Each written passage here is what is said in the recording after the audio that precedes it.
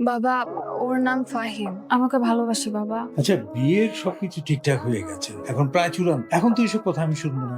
বাবা প্লিজ, তুমি একটু ওকে দেখো, ওর সাথে একটু কথা বলো। তোমার যদি বাবাকে ভালো না লাগে তাহলে বাবা আই সোয়্যার তুমি যা বলবে তাই হবে। ঠিক আছে বাবা, বলো তুমি কি বলতে চাও। দেখুন, এটা সত্য যে আমি ওকে ভালোবাসি, ও আমাকে ভালোবাসেন। আপনি আমাদের দুজনের বিয়ে দিয়ে দেন। ঠিক আছে, বুঝলাম তুমি ওকে ভালোবাসো, কিন্তু তুমি কি করো, তোমার পরিচয়টা কি? আমার পরিচয় এখন যেটা হচ্ছে যে আমি একজন প্রেমিক। দেখো, আমি একদম সিনিয়র সিটিজেন, তোমার ভদ্রতা বজায় রাখা উচিত। তুমি ভদ্রভাবে কথা বলো, কি বলতে চাও? আমি একজন কবি। কবি? কবিতা লিখো? ঠিক আছে বুঝলাম, কিন্তু তুমি আসলে করোটা কি? ওই অর্থে বেকার। তাহলে তুমি বেকার হয়ে আমার মেয়েকে বিয়ে করতে চাচ্ছ কেন? ওকে খাওয়াবে কি? বাবা, তুমি এরকম হেয়ালি করছো কেন? আমি বুঝলাম না। তুমি ঠিক মতো কথা বলো, সিরিয়াস। থামো, এটা একটা সিরিয়াস বিষয়, এখানে সত্য বলতে হবে। শুনুন বাবা, আপনার মেয়ের সাথে আমার সম্পর্ক, আপনার মেয়ে আমাকে বলেছে আমি যদি তাকে গাছের তলে রাখি তার কোনো আপত্তি নেই, আর খাওয়া দাওয়া ওটা আমরা ম্যানেজ করে নেব। তোমার একটা ফাজিল ছেলের সঙ্গে তুই আমাকে পরিচয় করে দিতে এনেছিস। আমি যে এখানে বিয়ে ঠিক করেছি সেইখানে তোর বিয়ে হবে। আমি চললাম। বাবা, অসুবিধা? আমি বুঝলাম না কি করলা তুমি এটা? আমি কি করছি? তোমাকে যে আমি এতবার তোমাকে বুঝাইলাম যে আমার বাবার সাথে দেখা করতে আসতেছো, মাথার স্ক্রুগুলোকে টাইট দিয়ে আসবা, তুমি কি করলা? হ্যাঁ, আর তুমি আমার বাবার সাথে দেখা করতে আসছো, তুমি তো সুন্দর করে বলবা যে তুমি কবিতা লিখো, কবিতা থেকে তো অ্যাটলিস্ট তুমি আর্ন করো। তুমি কেন বললা যে তুমি বেকার? দেখো, আমার মাথার স্কুল যথেষ্ট তাই, তবে এতটুকু আমি বুঝতে পারি যে তোমার বাবা হচ্ছে অনেক কঠোর। এখন তুমি আমাকে বলো, তুমি যে এই বিহেভটা করলা আমার বাবার সাথে, তুমি ডিসিশন নিয়ে নাও যে আমার এখন কি করা উচিত। আমি তো কিছু বলতে পারবো না, বলবে তো তুমি। তবে এতটুকু বুঝতে পারি তোমার বাবার পছন্দের পাত্র আমি না। এখন তুমি সিদ্ধান্ত নাও, তুমি আমার সঙ্গে থাকবে না তোমার বাবার সঙ্গে যাবে।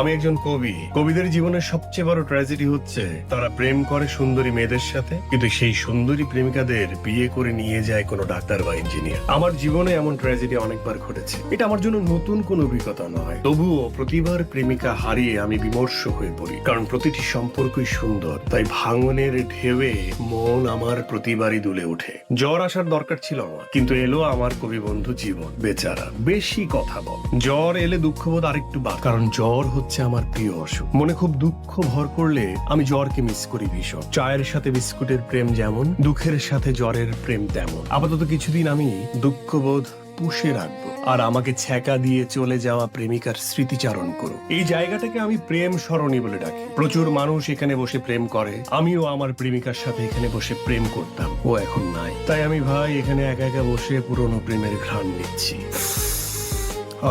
বেশ ভালো। আচ্ছা শোনো না, কাল রাতে না তোমাকে নিয়ে একটু কবিতা লিখেছি। তাই? হ্যাঁ শোনো তো। হ্যাঁ শোনাচ্ছি, দাঁড়াও। যাক, আমি ছাড়াও এখানে অন্য কবি আসে, ভাল লাগলো। অন্য মানুষের প্রেমে আড়ি পাতা ঠিক নয়, কিন্তু যেহেতু একজন কবি প্রেমিক তার প্রেমিকাকে কবিতা শোনাচ্ছে, তাহলে একটু কান খাড়া রাখা যেতেই পারে, এতে দোষের কিছু নাই। রোজ সকালে সূর্য হয়ে ঘুম ভাঙাবো প্রিয়, ভালোবাসার জালনা খানি একটু খুলে দিও প্রিয়, একটু সুযোগ দিও। বসন্তর ওই বাতাস হয়ে আনবো ফুলের সুবাস, একটুখানি সুযোগ দিও তোমার ভেতর বাস প্রিয়, একটু সুযোগ দিও। আচ্ছা শোনো না, বাবা ফোন করছে, আমার তো যেতে হবে, আমি এটা বলতেই ভুলে গেছি। এখনই যাবে? হ্যাঁ আজকে যাই, কালকে দেখা হবে। হ্যাঁ কাল দেখা হবে। শোনো, কবিতাটা খুব সুন্দর ছিল। আমি কবিতাটা পুরোটা শুনবো, কিন্তু এখানে না, এখানে তো অনেক মানুষ, যখন তুমি আর আমি থাকবো তখন শুনবো। আচ্ছা আচ্ছা আসি। আসো। দোস্ত, হ্যাঁ খুবই প্রতিভাবান চোরের সন্ধান পাইছি। বলিস কি? হ্যাঁ, কি চুরি করছে? আমার কবিতা, আমার নিজের লেখা কবিতা। মানে আমার যত কবিতা সব মনে কর যে ওর ফেসবুক আইডিতে পোস্ট করছে, নিচে ওর নাম, মানে কবিতাগুলো বলে। কি সাংঘাতিক। আমার ফেসবুক আইডিতে তো কোনো ছবি নাই, মানে চুরি করে একদম ছাপাই দিচ্ছে, মানুষ ওইটাই বিশ্বাস করতেছে, ফ্যান ফলোয়ার তৈরি হয়েছে। বাটপারের ঘরে বাটপা। কিন্তু কিভাবে সন্ধান পাইলি তুই? আরে প্রেম সরণিতে গেছি, বসে ছিলাম, তো কি ভাগ্যটা আমার, আমার পাশেই নিজের প্রেমিকাকে একদম সুন্দর করে সফট টোনে আমার কবিতা শোনাচ্ছে, মানে নিজের বলে চালাই দিচ্ছে। এইবার বুঝলি তো প্রোফাইলে নিজের ছবি না দেওয়ার সুফল। যদি প্রোফাইলে নিজের পিকচার দিতে তাহলে কি হইতো? ওই চোর তোরে চিনতো, তাহলে আর এই চুরিটা হইতো না। আর এখন বুঝলি তো ঘটনা কি ঘটছে। মানে শিক্ষা দেওয়ার একটা ব্যবস্থা নিচ্ছি। কি বুদ্ধি বলতো? ভাবছি যে আমি একটা স্ট্যাটাস লিখবো, স্ট্যাটাস লেখা ওরে টাকাবো, ওর যারা ফ্যান ফলোয়ার আছে সবগুলারে একদম প্রায় এক এক করে টাকাবো। আর সবচেয়ে ইম্পর্টেন্ট বিষয় হচ্ছে ওর এক যে প্রেমিকা, ওরেও পায়ে গেছি, হ্যাঁ ওরেও টাকাবো। Good idea. এইটা হচ্ছে তো বেস্ট আইডিয়া যে তুই ওর প্রেমিকারেও টাকা দিবি। মানে এটা তোর কাছে বেস্ট আইডিয়া মনে হলো? হ্যাঁ, প্রেমিকা শুনলেই না পাগল হয়ে যাস তুই। হ্যাঁ বেড়া। অন্যের কবিতা দিয়ে আমাকে মুগ্ধ করেছো? দেখো দেখো, আমি তোমাকে সত্যি ভালোবাসি, আর আমি আমি যা যা করছি সব তোমার ভালোবাসা পাওয়ার জন্য করছি। আমি তোমার ভালোবাসি, আর হ্যাঁ, আমি কবিতা চুরি করছি, আমি নকল করছি কবিতা, অন্যের কবিতা নিছি, কিন্তু আমার ভালোবাসা তো নকল না। আমি আমি তোমাকে সত্যি ভালোবাসি, সত্যি। আমি তো তোমাকে ভালোবাসিনি। তুমি যেই কবিতাগুলা তোমার নামে চালিয়ে দিয়েছিলে, আমি সেই কবিতাগুলাকে ভালোবেসেছি। শোনো শোনো না, শোনো, প্লিজ প্লিজ বুঝার চেষ্টা করো, প্লিজ। আমি তোমাকে অনেক ভালোবাসি, প্লিজ বুঝার চেষ্টা করো।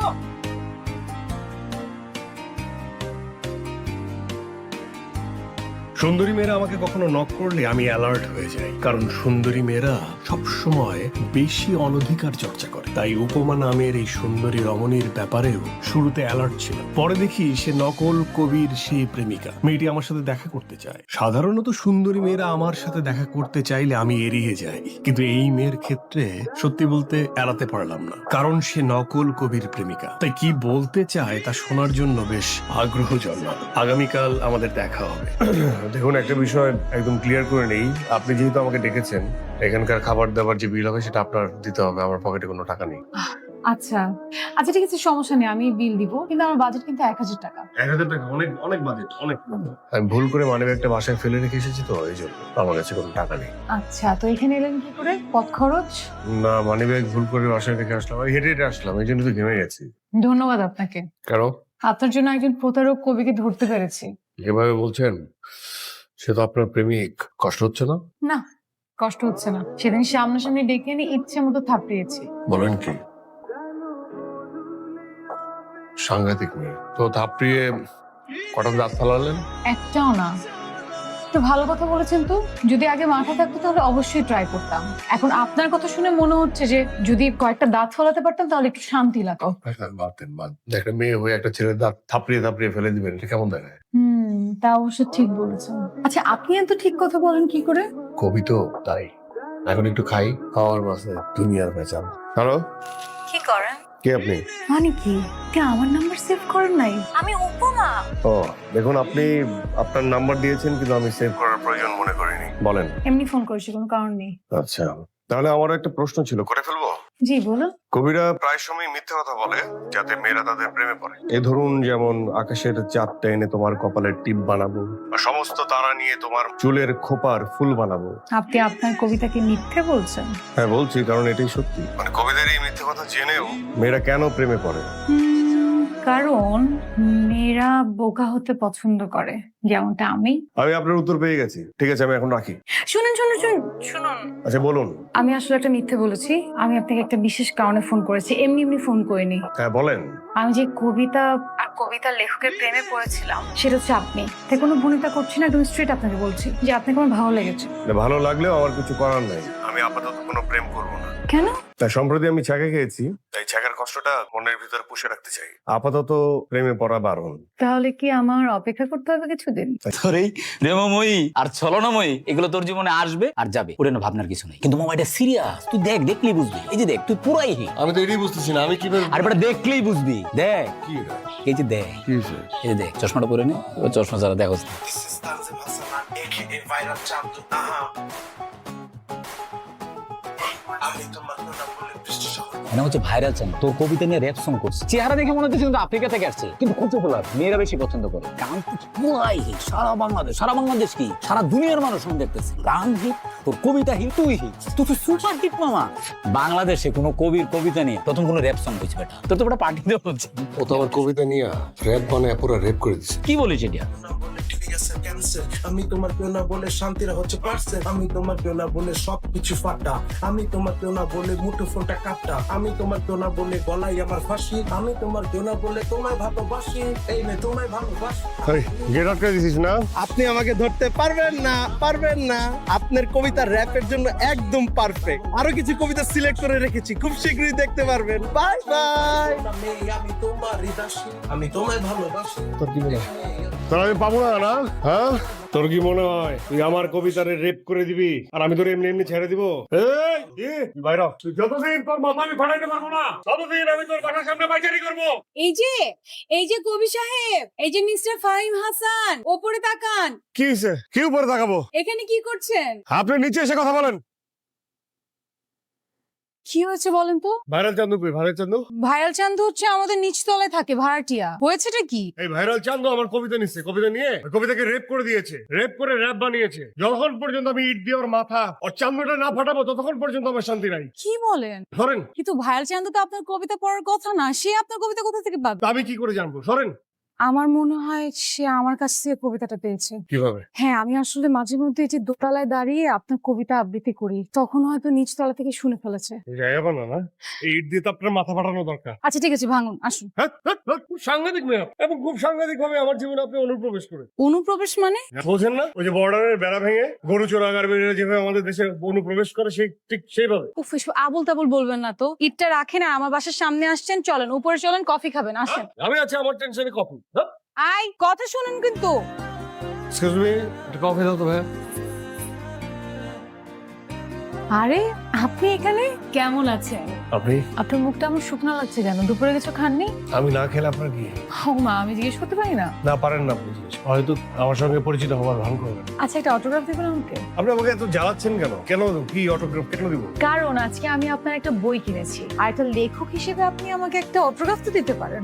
নিন, অটোগ্রাফটা বইয়ে না দিয়ে কি হাতে দেওয়া যায় কবি সাহেব? আপনার সমস্যাটা কি? আপনি এত চেষ্টা কেন? হ্যাঁ, আপনি আমাকে জ্বালাচ্ছেন কেন? আপনার কি আত্মসম্মান বোধ বলে কিছু নেই?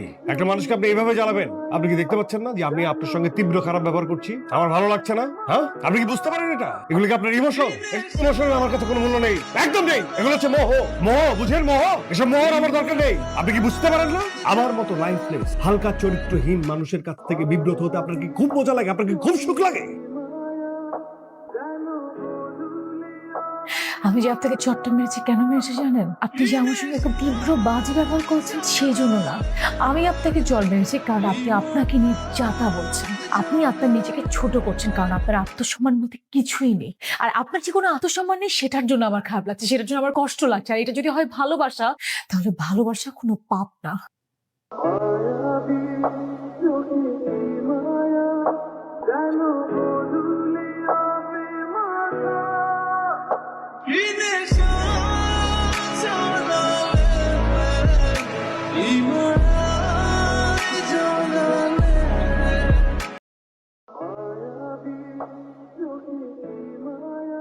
উপমার হাতে কষে একটা চর খাওয়ার পরে আমার মনে আবার প্রেম প্রেম ভাব জন্মেছে। তাই ওকে আমার কাছে আবার ফিরিয়ে আনার জন্য একটা টোপ ব্যবহার করতে চাই। টোপটি হচ্ছে, আমি এখন ফেসবুকে একটা মিথ্যে স্ট্যাটাস দিব, লিখবো জ্বর নিয়ে বৃষ্টিতে ভিজতে ভালো লাগছে খুব। আমি এটাও জানি এই টোপে কাজ হবে। উপমা টপ করে টোপটা গিলে ফেল।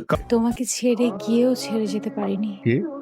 না, আজকে আমার জন্মদিন, তাই ভাবলাম তোমার সঙ্গে নতুন করে পরিচয় হই। ও, আজ আপনার জন্মদিন? শুভ জন্মদিন। তাই আপনি শাড়ি পরে এসেছেন? হুম, একটু দাঁড়ান। এটা কি? কাজল কাজল? আমার প্রাক্তন প্রেমিকার জন্য কেনা হয়েছিল, কখনো দেওয়া হয়নি, ভেতরে পড়েছিল, ভাবলাম আজ যেহেতু জন্মদিন উপহার হিসেবে দিয়ে দেই।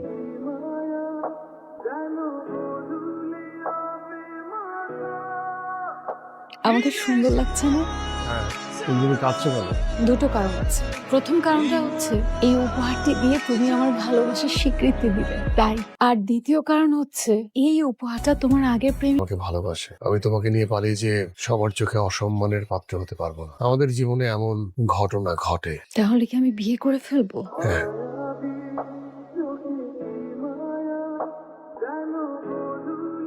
তোমাকে ভালোবাসাটা ছিল আমার সবচেয়ে বড়। তোমাকে ভালোবাসা আমার উচিতই হয়নি।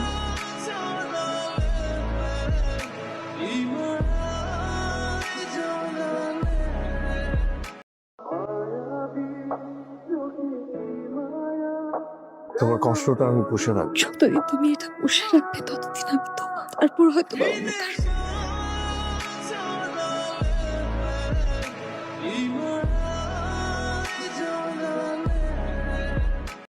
জীবনে প্রথম কোনো ছ্যাঁকা খেয়ে আমি খুব ভেঙে পড়েছি। বিশ্বাস করুন, এতটা কষ্ট আগে কোনো ছ্যাঁকা থেকে আমি পাইনি। যাই হোক, দুঃখ বিলাসী হয়ে ঘুরতে আমার ভালোই লাগছে। আচ্ছা, আমি এমন কেন? মানুষ হবে সুখ বিলাসী, দুঃখ বিলাসী হবে কেন? আপনি কবি ফাহিম হাসান না? হ্যাঁ জি, আমি ফাহিম হাসান জি। আমি আপনার কবিতার ভীষণ ভক্ত। ও আচ্ছা আচ্ছা, হ্যাঁ ঠিক বলতে আছে। পারেন আপনার কবিতার প্রেমে পড়ে গিয়েছি। ও ফেসবুকে অনেকদিন ফলোয়ার হয়ে চলে জি, ফ্রেন্ড লিস্টে কি জায়গা পেতে পারি? না মানে শূন্য।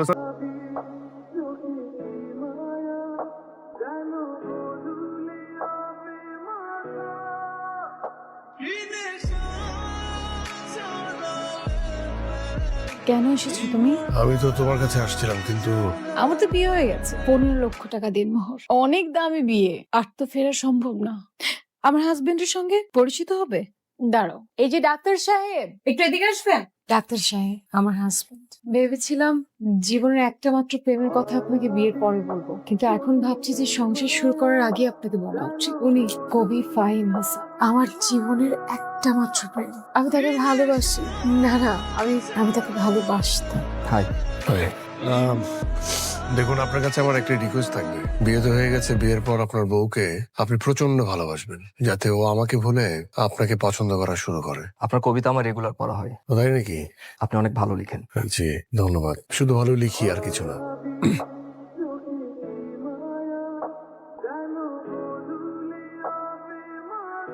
সত্যি সত্যি আমি প্রচন্ড ছ্যাঁকা খেয়ে ফেলেছি। উপমাকে হারানোর কষ্ট আমাকে খুব পোড়াচ্ছে, খুব। এতটা কষ্ট আগে কোনো ছ্যাঁকা থেকে আমি পাইনি, সত্যি বলছি। আগে ছ্যাঁকা খেলে কষ্টটাকে হালকা মনে হতো, তাই কষ্টের তীব্রতা বাড়ানোর জন্য আমাকে দুঃখ দুঃখ ভাব নিয়ে থাকতে হতো। কিন্তু এবার মনের ভিতর তীব্র দুঃখবোধ জন্ম নিয়েছে। আমি নিশ্চিত আমার এই দুঃখবোধ সারা জীবন বুকের মধ্যে থেকে যাবে। নতুন কোন সুন্দরী মেয়ে এসে এই দুঃখ আমার কমাতে পারবে কোনোদিন। জল তো গা পুড়ে যাচ্ছে।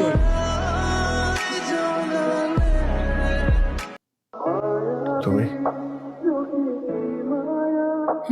আমি। তোমার কি মনে হয়েছে যে আমি এত সহজে তোমার পিছু ছাড়বো? এত সহজ না। আমিও চাই যে তুমি আমার পিছন কখনো না ছাড়ো। আমি সারাটা জীবন তোমার সঙ্গে থাকতে চাই, কিন্তু কিভাবে? জানতে চাও? ফ্ল্যাশব্যাক।